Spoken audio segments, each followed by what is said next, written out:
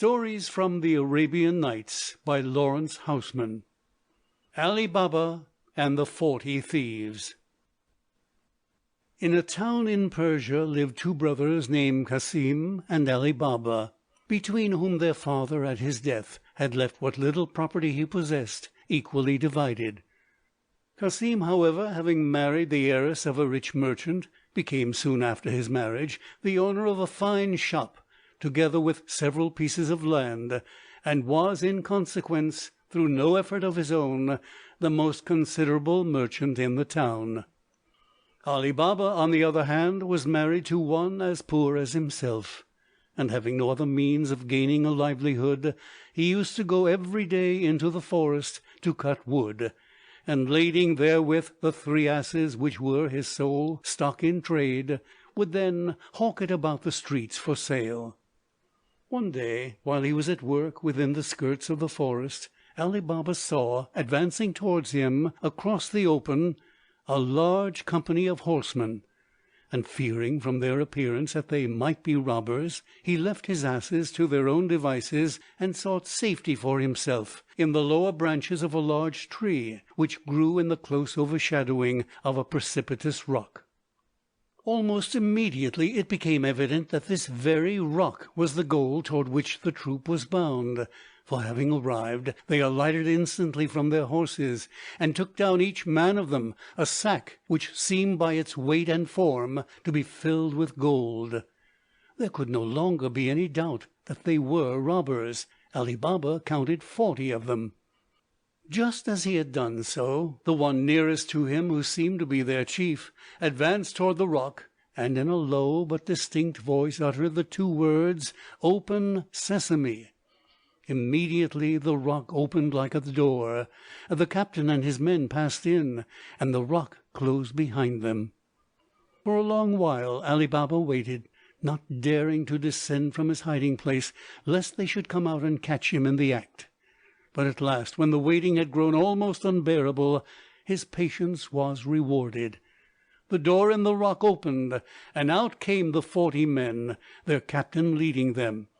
When the last of them was through, "Shut, Sesame," said the captain, and immediately the face of the rock closed together as before, and then they all mounted their horses and rode away. As soon as he felt sure they were not returning, Ali Baba came down from the tree and made his way at once to that part of the rock where he had seen the captain and his men enter. And there, at the word "Open, Sesame," a door suddenly revealed itself and opened. Ali Baba had expected to find a dark and gloomy cavern. Great was his astonishment, therefore, when he perceived a spacious and vaulted chamber, lighted from above through a fissure in the rock. And there, spread out before him, lay treasures in profusion, bales of merchandise, silks, carpets, brocades, and above all gold and silver, lying in loose heaps or in sacks, piled one upon the other. He did not take long to consider what he should do. Disregarding the silver and gold that lay loose, he brought to the mouth of the cave as many sacks of gold as he thought his 3 asses might carry, and having loaded them on and covered them with wood so they might not be seen, he closed the rock by the utterance of the magic words which he had learned, and departed for the town a well satisfied man. When he got home he drove his asses into a small court, and shutting the gates carefully, he took off the wood that covered the bags and carried them in to his wife. She, discovering them to be full of gold, feared that her husband had stolen them, and began sorrowfully to reproach him. But Ali Baba soon put her mind at rest on that score, and having poured all the gold into a great heap upon the floor, he sat down at her side to consider how well it looked. Soon his wife, poor careful body, must needs begin counting it over piece by piece. Ali Baba let her go on for a while, but before long the sight set him laughing. "Wife," said he, "you will never make an end of it that way. The best thing to do is to dig a hole and bury it. Then we shall be sure that it's not slipping through our fingers." "That will do well enough," said his wife, "but it would be better first to have the measure of it, So while you dig the hole, I will go round to Cassim's and borrow a measure small enough to give us an exact reckoning." "Do as you will," answered her husband, "but see that you keep the thing secret." Off went Ali Baba's wife to her brother-in-law's house. Cassim was from home, so she begged of his wife the loan of a small measure, naming for choice the smallest.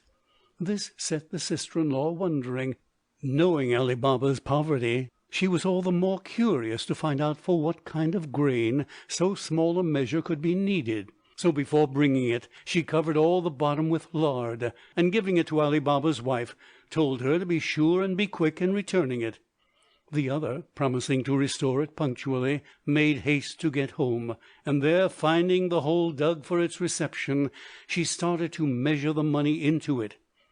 First she set the measure upon the heap, and then she filled it, and then she carried it to the hole, and so she continued till the last measure was counted. Then, leaving Ali Baba to finish the burying, she carried back the measure with all haste to her sister-in-law, returning thanks for the loan. No sooner was her back turned than Cassim's wife looked at the bottom of the measure, and there, to her astonishment, she saw sticking to the lard a gold coin. "What!" she cried, her heart filled with envy. "Is Ali Baba so rich that he needs a measure for his gold? Where, then, I would know, has the miserable wretch obtained it?" She waited with impatience for her husband's return, and as soon as he came in she began to jeer at him. "You think yourself rich," said she, "but Ali Baba is richer. You count your gold by the piece, but Ali Baba does not count, he measures it. In comparison to Ali Baba we are but grubs and groundlings." Having thus riddled him to the top of her bent in order to provoke his curiosity, she told him the story of the borrowed measure, of her own stratagem, and of its result. Cassim, instead of being pleased at Ali Baba's sudden prosperity, grew furiously jealous. Not a wink could he sleep all night for thinking of it. The next morning before sunrise he went to his brother's house. "Ali Baba," said he, "what do you mean by pretending to be poor, when all the time you are scooping up gold by the quart?"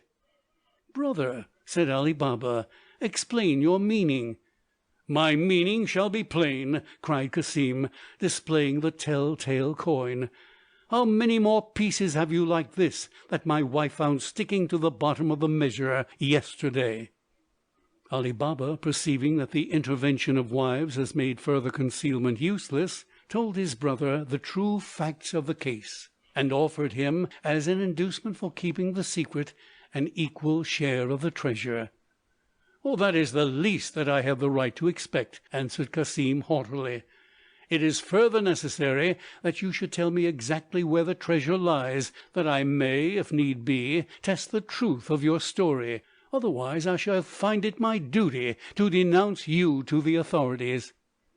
Ali Baba, having a clear conscience, had little fear of Cassim's threats. Out of pure good nature he gave him all the information he desired, not forgetting to instruct him in the words which would give him free passage into the cave and out again.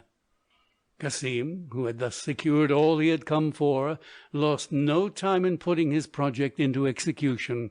Intent on possessing himself of all the treasures which yet remained, he set off the next morning before daybreak, taking with him 10 mules laden with empty crates. Arrived before the cave, he recalled the words which his brother had taught him. No sooner was "Open, Sesame" said than the door in the rock lay wide open for him to pass through, and when he had entered it shut again. If the simple soul of Ali Baba had found delight in the riches of the cavern, greater still was the exaltation of a greedy nature like Cassim's. Intoxicated with the wealth that lay before his eyes, he had no thought but to gather together with all speed as much treasure as the 10 mules could carry, and so, having exhausted himself with heavy labor and avaricious excitement, he suddenly found, on returning to the door, that he had forgotten the key which opened it. Up and down and in and out through the mazes of his brain he chased the missing word. barley and maize and rice, he thought of them all, but of sesame never once, because his mind had become dark to the revealing light of heaven. And so the door stayed fast, holding him prisoner in the cave, where to his fate, undeserving of pity, we leave him. Toward noon the robbers returned, and saw standing about the rock the 10 mules laden with crates. At this they were greatly surprised, and began to search with suspicion amongst the surrounding crannies and undergrowth. Finding no one there, they drew their swords and advanced cautiously towards the cave, whereupon the captain's pronouncement of the magic word, the door immediately fell open. Cassim, who from within had heard the trampling of horses, had now no doubt that the robbers were arrived, and that his hour was come. Resolved, however, to make one last effort at escape, he stood ready by the door, and no sooner had the opening word been uttered than he sprang forth with such violence that he threw the captain to the ground. But his attempt was vain. Before he could break through, he was mercilessly hacked down by the swords of the robber band. With their fears thus verified, the robbers anxiously entered the cave to view the traces of its late visitant. There they saw piled by the door the treasure which Cassim had sought to carry away. But while restoring this to its place, they failed altogether to detect the earlier loss which Ali Baba had caused them.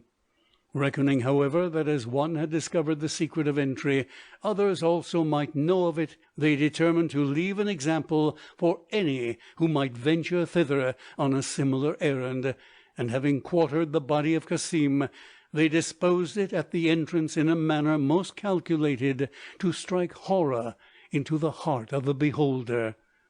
Then, closing the door of the cave, they rode away in the search of fresh exploits and plunder. Meanwhile, Cassim's wife had grown very uneasy at her husband's prolonged absence, and at nightfall, unable to endure further suspense, she ran to Ali Baba, and telling him of his brother's secret expedition, entreated him to go out instantly in search of him. Ali Baba had too kind a heart to refuse or delay comfort to her affliction. Taking with him his 3 asses, he set out immediately for the forest, and as the road was familiar to him, he had soon found his way to the door of the cave. When he saw there the traces of blood, he became filled with misgiving. But no sooner had he entered than his worst fears were realized. Nevertheless, brotherly piety gave him courage. Gathering together the severed remains, and wrapping them about with all possible decency, he laid them upon one of the asses, and then, bethinking him that he deserved some payment for his pains, he loaded the 2 remaining asses with sacks of gold, and covering them with wood, as on the first occasion, made his way back to the town while it was yet early. Leaving his wife to dispose of the treasure borne by the 2 asses, he led the 3rd to his sister-in-law's house, and knocking quietly, so that none of the neighbours might hear, was presently admitted by Morgiana, a female slave whose intelligence and discretion had long been known to him. "Morgiana," said he, "there's trouble on the back of that ass. Can you keep a secret?" And Morgiana's nod satisfied him better than any oath. "Well," said he, "your master's body lies there waiting to be pieced, and our business now is to bury him honourably, as though he had died a natural death. Go and tell your mistress that I want to speak to her." Morgiana went in to her mistress, and returning presently, bade Ali Baba enter.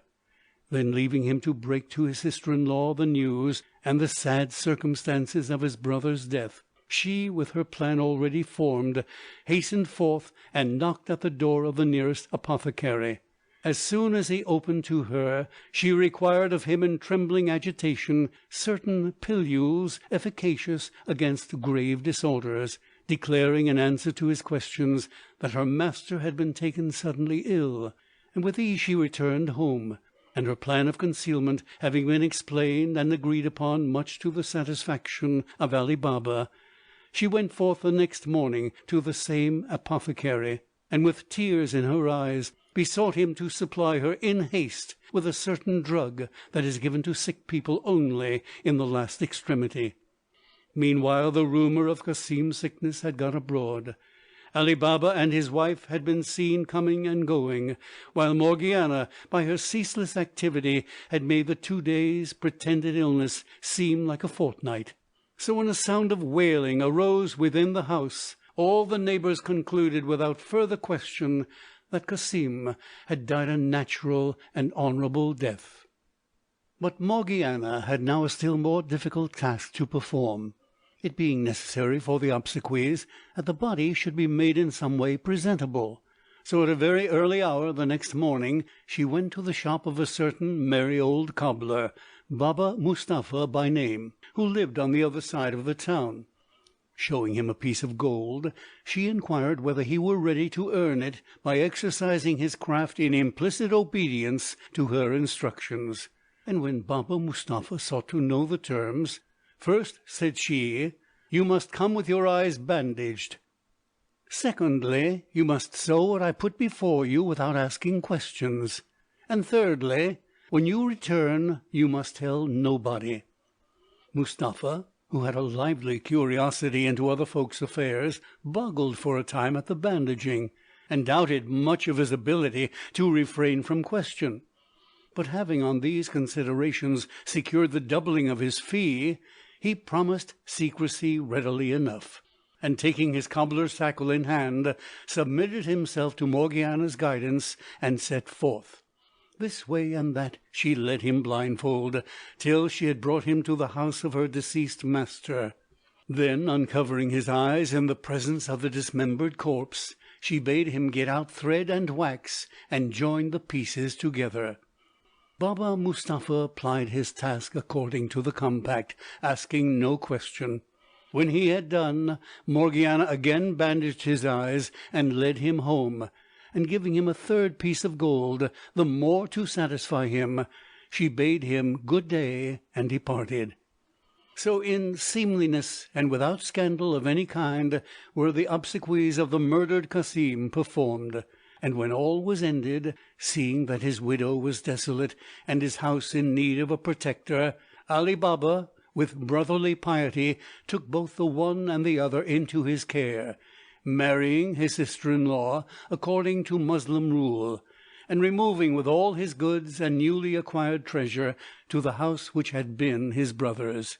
And having also acquired the shop where Cassim had done business, he put into it his own son, who had already served an apprenticeship to the trade.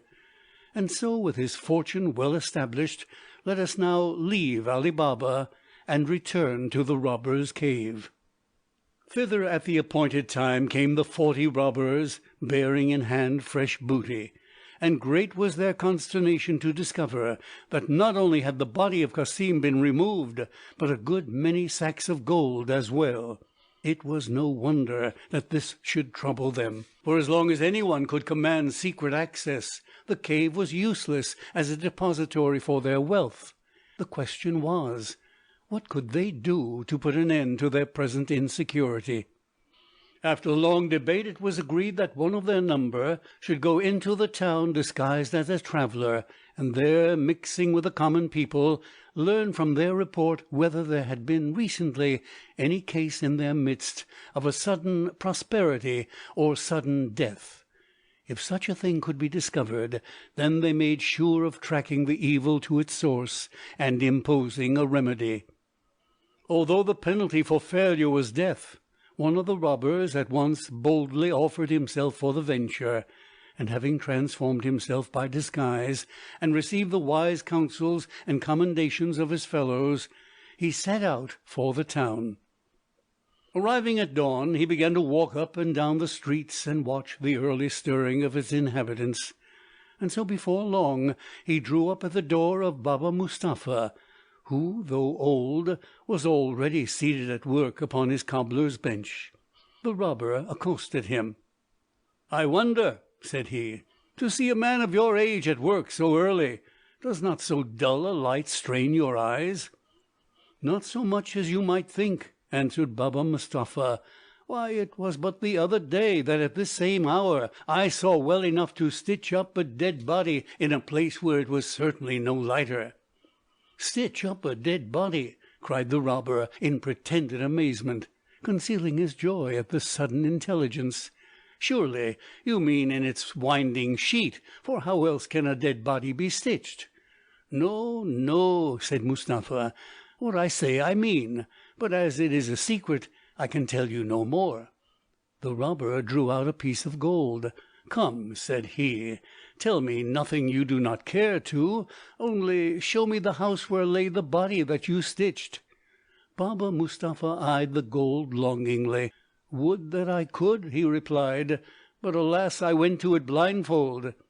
"Well," said the robber, "I have heard that a blind man remembers his road. Perhaps, though seeing you might lose it, blindfold, you might find it again." Tempted by the offer of a second piece of gold, Baba Mustapha was soon persuaded to make the attempt. "It was here that I started," said he, showing the spot, "and I turned as you see me now." The robber then put a bandage over his eyes, and walked beside him through the streets, partly guiding and partly being led, till of his own accord Baba Mustapha stopped. "It was here," said he, "the door by which I went in should now lie to the right." And he had in fact come exactly opposite to the house which had once been Cassim's, where Ali Baba now dwelt. The robber, having marked the door with a piece of chalk which he had provided for the purpose, removed the bandage from Mustapha's eyes, and leaving him to his own devices, returned with all possible speed to the cave where his comrades were awaiting him. Soon after the robber and cobbler had parted, Morgiana happened to go out upon an errand, and as she returned she noticed the mark upon the door. "This," she thought, "is not as it should be. Either some trick is intended, or there is evil brewing for my master's house." Taking a piece of chalk, she put a similar mark upon the 5 or 6 doors lying to the right and left, and having done this she went home with her mind satisfied, saying nothing. In the meantime the robbers had learned from their companion the success of his venture. Greatly elated at the thought of vengeance so soon to be theirs, they formed a plan for entering the city in a manner that should arouse no suspicion among the inhabitants. Passing in 2s and 3s, and by different routes, they came together to the market-place at an appointed time, while the captain and the robber who had acted as spy made their way alone to the street in which the marked door was to be found. Presently, just as they had expected, they perceived a door with a mark on it. "That is it," said the robber. But as they continued walking so as to avoid suspicion, they came upon another and another, till before they were done they had passed 6 in succession. So alike were the marks that the spy, though he swore he had made but one, could not tell which it was. Seeing that the design had failed, the captain returned to the market-place, and having passed the word for his troop to go back in the same way as they had come, he himself set the example of retreat. When they were all reassembled in the forest, the captain explained how the matter had fallen, and the spy, acquiescing in his own condemnation, kneeled down and received the stroke of the executioner. But as it was still necessary for the safety of all that so great a trespass and theft should not pass unavenged, another of the band, undeterred by the fate of his comrade, volunteered upon the same conditions to prosecute the quest wherein the other had failed. Coming by the same means to the house of Ali Baba, he set upon the door, at a spot not likely to be noticed, a mark in red chalk to distinguish it clearly from those which were already marked in white. But even this precaution failed of its end. Morgiana, whose eye nothing could escape, noticed the red mark at the first time of passing, and dealt with it just as she had done with the previous one. So when the robbers came, hoping this time to light upon the door without fail, they found not 1 but 6, all similarly marked with red. When the second spy had received the due reward of his blunder, the captain considered how, by trusting to others, he had come to lose 2 of his bravest followers, and so the third attempt he determined to conduct in person. Having found his way to Ali Baba's door, as the two others had done by the aid of Baba Mustapha, he did not set any mark upon it, but examined it so carefully that he could not in future mistake it. He then returned to the forest, and communicated to his band the plan which he had formed. And this was to go into the town in the disguise of an oil merchant, bearing with him upon 19 mules 38 large leather jars, one of which, as a sample, was to be full of oil, but all the others empty. In these he proposed to conceal the 37 robbers to which his band was now reduced, and so to convey his full force to the scene of action in such a manner as to arouse no suspicion till the signal for vengeance should be given. Within a couple of days he had secured all the mules and jars that were requisite, and having disposed of his troop according to the prearranged plan, he drove his train of well-laden mules to the gates of the city, through which he had passed just before sunset. Proceeding thence to Ali Baba's house, and arriving as it fell dark, he was about to knock and crave a lodging for the night, when he perceived Ali Baba at the door, enjoying the fresh air after supper. Addressing him in tones of respect, "Sir," said he, "I have brought my oil a great distance to sell to-morrow in the market, and at this late hour, being a stranger, I know not where to seek a shelter. If it is not troubling you too much, allow me to stable my beasts here for the night." The captain's voice was now so changed from its accustomed tone of command that Ali Baba, though he had heard it before, did not recognize it. Not only did he grant the stranger's request for bare accommodation, but as soon as the unlading and stabling of the mules had been accomplished, he invited him to stay no longer in the outer court, but enter the house as his guest. The captain, whose plans this proposal somewhat disarranged, endeavoured to excuse himself from a pretended reluctance to give trouble. But since Ali Baba would take no refusal, he was forced at last to yield, and to submit with apparent complaisance to an entertainment which the hospitality of his host extended to a late hour. When they were about to retire for the night, Ali Baba went into the kitchen to speak to Morgiana, and the captain of the robbers, on the pretext of going to look after his mules, slipped out into the yard where the oil jars were standing in line. Passing from jar to jar, he whispered into each, "When you hear a handful of pebbles fall from the window of the chamber where I am lodged, then cut your way out of the jar and make ready, for the time will have come." He then returned to the house, where Morgiana came with a light and conducted him to his chamber. Now Ali Baba, before going to bed, had said to Morgiana, "To-morrow at dawn I am going to the baths. Let my bathing linen be put ready, and see that the cook has some good broth prepared for me against my return." Having therefore led the guest up to his chamber, Morgiana returned to the kitchen and ordered Abdallah the cook to put on the pot for the broth. Suddenly, while she was skimming it, the lamp went out, and on searching she found there was no more oil in the house. At so late an hour no shop would be open, and yet somehow the broth had to be made, and that could not be done without a light. "As for that," said Abdallah, seeing her perplexity, "why trouble yourself? There is plenty of oil out in the yard." "Why, to be sure," said Morgiana, and sending Abdallah to bed, so that he might be up in time to wake his master on the morrow, she took the oil can herself, and went out into the court. As she approached the jar which stood nearest, she heard a voice within say, "Is it time?"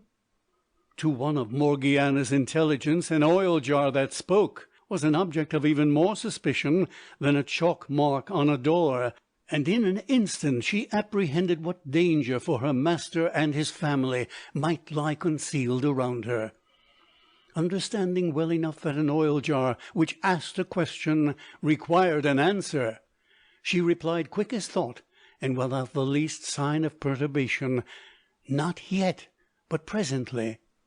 And thus she passed from jar to jar, 37 in all, giving the same answer, till she came to the one which contained the oil. The situation was now clear to her. Aware of the source from which her master had acquired his wealth, she guessed at once that in extending shelter to the oil merchant, Ali Baba had in fact admitted to his house the robber captain and his band. On the instant her resolution was formed. Having filled the oil can, she returned to the kitchen, and there she lighted the lamp, and then, taking a large kettle, went back once more to the jar which contained the oil. Filling the kettle, she carried it back to the kitchen, and putting under it a great fire of wood, had soon brought it to the boil. And then, taking it in hand once more, she went out into the yard, and poured into each jar in turn a sufficient quantity of the boiling oil to scald its occupant to death. She then returned to the kitchen, and having made Ali Baba's broth, put out the fire, blew out the lamp, and sat down by the window to watch. Before long the captain of the robbers awoke from the short sleep which he had allowed himself, and finding that all was silent in the house, he rose softly and opened the window. Below stood the oil jars. Gently into their midst he threw the handful of pebbles agreed on as a signal, but from the oil jars came no answer. He threw a second and a third time, yet though he could hear the pebbles falling among the jars, there followed only the silence of the dead. Wondering whether his band had fled, leaving him in the lurch, or whether they were all asleep, he grew uneasy, and descending in haste, made his way into the court. As he approached the first jar, a smell of burning and hot oil assailed his nostrils, and looking within, he beheld in rigid contortion the dead body of his comrade. In every jar the same sight presented itself, till he came to the one which had contained the oil.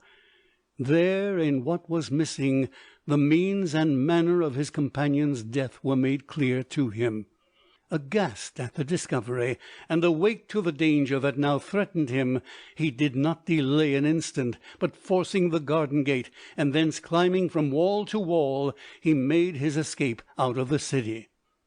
When Morgiana, who had remained all this time on the watch, was assured of his final departure, she put her master's bath linen ready, and went to bed, well satisfied with her day's work. The next morning Ali Baba, awakened by his slave, went to the baths before daybreak. On his return he was greatly surprised to find that the merchant was gone, leaving his mules and oil jars behind him. He inquired of Morgiana the reason. "You will find the reason," said she, "if you look into the first jar you come to." Ali Baba did so, and seeing a man, started back with a cry. "Do not be afraid," said Morgiana. "He is dead and harmless, and so are all the others whom you will find if you look further." And so Ali Baba went from one jar to another, finding always the same sight of horror within. His knees trembled under him, and when he came at last to the one empty oil jar, he stood for a time motionless, turning upon Morgiana eyes of wonder and inquiry. "And what," he said then, "has become of the merchant?" "To tell you that," said Morgiana, "will be to tell you the whole story. You will be better able to hear it if you have your broth first." But the curiosity of Ali Baba was far too great. He would not be kept waiting, and so without further delay she gave him the whole history, so far as she knew it, from beginning to end, and by her intelligent putting of one thing against another, she left him at last in no possible doubt as to the source and nature of the conspiracy which her quick wits had so happily defeated. "And now, dear master," she said in conclusion, "continue to be on your guard, for though all these are dead, one remains alive, and he, if I mistake not, is the captain of the band, and for that reason the more formidable and the more likely to cherish the hope of vengeance." When Morgiana had done speaking, Ali Baba clearly perceived that he owed to her not merely the protection of his property, but life itself. His heart was full of gratitude. "Do not doubt," he said, that before I die I will reward you as you deserve, and as an immediate proof from this moment I give you your liberty."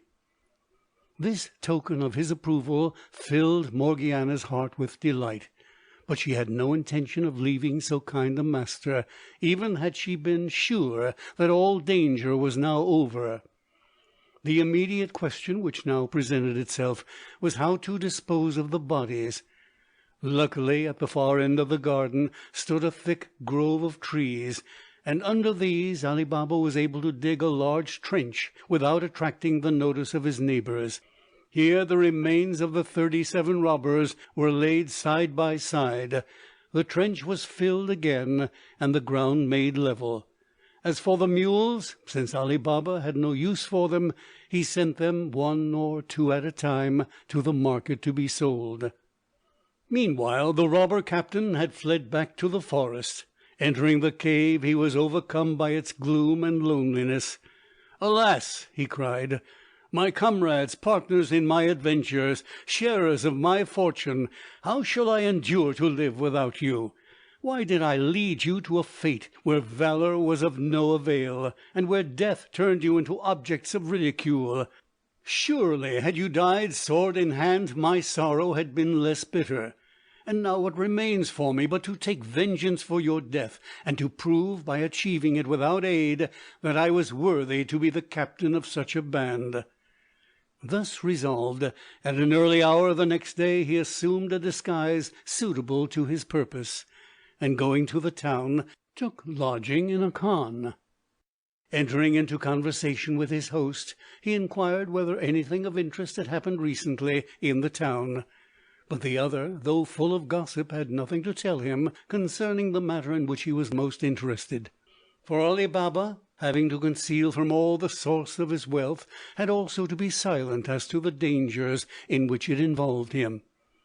The captain then inquired where there was a shop for hire, and hearing of one that suited him, he came to terms with the owner, and before long had furnished it with all kinds of rich stuffs and carpets and jewellery, which he brought by degrees with great secrecy from the cave. Now this shop happened to be opposite to that which had belonged to Cassim, and was now occupied by the son of Ali Baba. So before long the son and the newcomer, who had assumed the name of Cogia Houssain, became acquainted, and as the youth had good looks, kind manners, and a sociable disposition, it was not long before the acquaintance became intimate. Cogia Houssain did all he could to seal the pretended friendship, the more so as it had not taken him long to discover how the young man and Ali Baba were related, and so, plying him constantly with small presents and acts of hospitality, he forced on him the obligation of making some return. Ali Baba's son, however, had not at his lodging sufficient accommodation for entertainment. He therefore told his father of the difficulty in which Cogia Houssain's favours had placed him, and Ali Baba with great willingness at once offered to arrange matters. "My son," said he, "to-morrow being a holiday, all shops will be closed. Then do you, after dinner, invite Cogia Houssain to walk with you, and as you return, bring him this way and beg him to come in. That will be better than a formal invitation, and Morgiana shall have a supper prepared for you."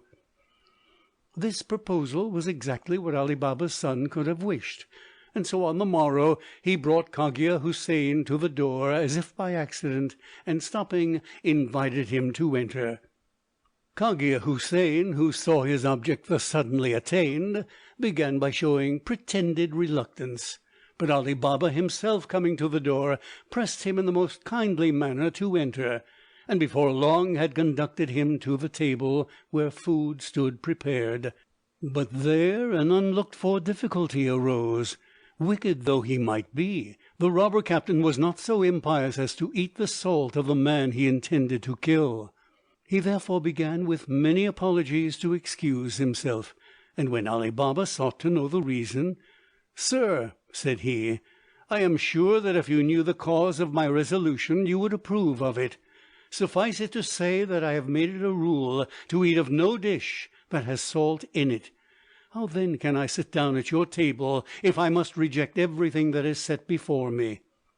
"If that is your scruple," said Ali Baba, "it shall soon be satisfied." And he sent orders to the kitchen that no salt was to be put into any of the dishes presently to be served to the newly arrived guest.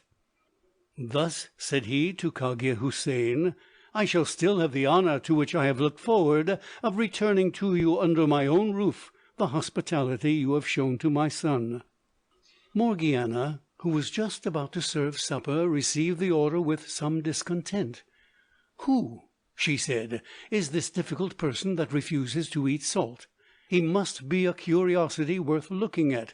And so when the saltless courses were ready to be put upon the table, she herself helped to carry in the dishes. No sooner had she set eyes on Cogia Houssain than she recognized him in spite of his disguise, and observing his movements with great attention, she saw that he had a dagger concealed beneath his robe. "Ah," she said to herself, "here is reason enough, for who will eat salt with the man he means to murder? But he shall not murder my master if I can prevent it." Now Morgiana knew that the most favourable opportunity for the robber captain to carry out his design would be after the courses had been withdrawn, and when Ali Baba and his son and guest were alone together over their wine, which indeed was the very project that Cogia Houssain had formed.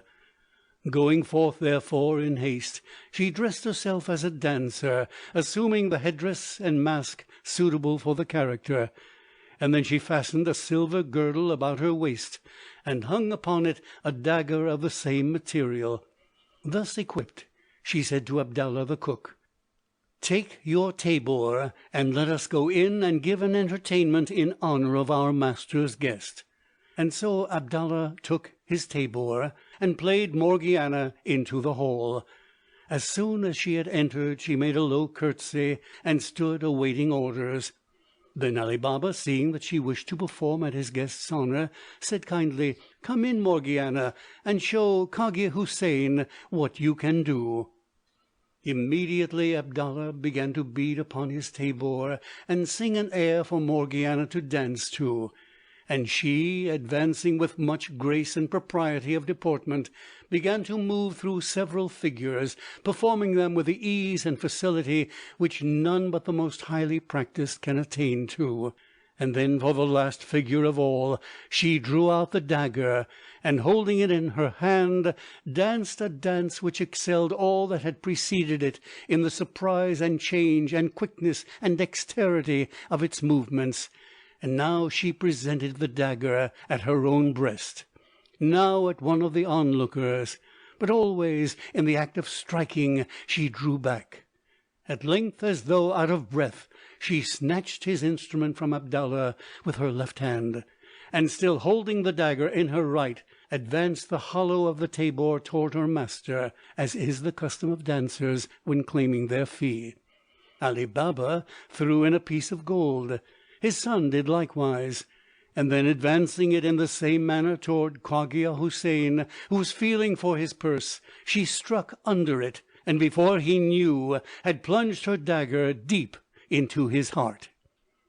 Ali Baba and his son, seeing their guest fall dead, cried out in horror at the deed. "Wretch!" exclaimed Ali Baba, "what ruin and shame hast thou brought on us?" "Nay," answered Morgiana, "it is not your ruin, but your life that I have thus secured. Look, and convince yourself what man was this which refused to eat salt with you." And so saying, she tore off the dead robber's disguise, showing the dagger concealed below, and the face which her master now for the first time recognized. Ali Baba's gratitude to Morgiana for thus preserving his life a second time knew no bounds. He took her in his arms and embraced her as a daughter. "Now," said he, "the time is come when I must fulfil my debt, and how better can I do it than by marrying you to my son?" This proposition, far from proving unwelcome to the young man, did but confirm an inclination already formed. A few days later the nuptials were celebrated with great joy and solemnity, and the union thus auspiciously commenced was productive of as much happiness as lies within the power of mortals to secure. As for the robbers' cave, it remained the secret possession of Ali Baba and his posterity, and using their good fortune with equity and moderation, they rose to high office in the city, and were held in great honor by all who knew them. End of Ali Baba and the 40 Thieves.